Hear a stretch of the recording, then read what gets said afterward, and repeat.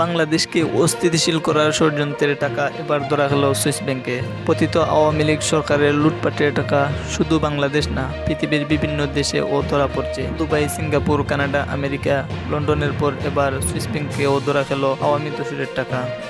Swiss secret নামে বহুল পরিচিত অনুসন্ধানী প্রতিবেদনের তথ্যে বাংলাদেশের অংশের নথি পর্যালোচনা করে ব্যাংকটিতে বাংলাদেশের ৮ পরিবারের প্রায় ৩,৬০০ কোটি টাকা জমা থাকার তথ্য পাওয়া গেছে।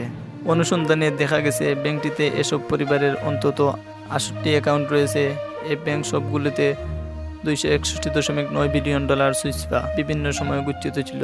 এই বিপুল পরিমাণ টাকা জমা রাখা ব্যক্তিদের মধ্যে প্রথম সারিতে রয়েছে শেখ হাসিনা লুটপাটের সহযোগীদের নাম, যাদের মধ্যে অন্যতম সান্দানি পরিবার। এই পরিবারের সদস্যদের মধ্যে রাজীব সান্দানি, তার স্ত্রী নাদিয়া সান্দানির ছোট ভাই মেহেদি সান্দানি সুইস ব্যাংকে ১,০০০ কোটি টাকা বেশি গচ্ছিত রেখেছে।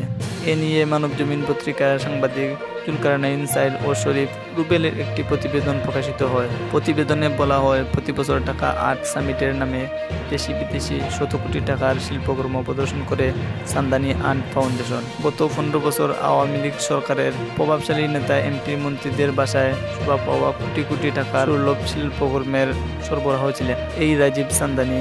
এছাড়া কথিত শেখ হাসিনার বাসভবন, গণভবন, ধানমন্ডি ৩২ নম্বর এবং শেখ রেহানার বাড়িতে রাজীবের সরবরাহ করা প্রায় ১,০০০ কোটি টাকার শিল্পকর্ম ছিল।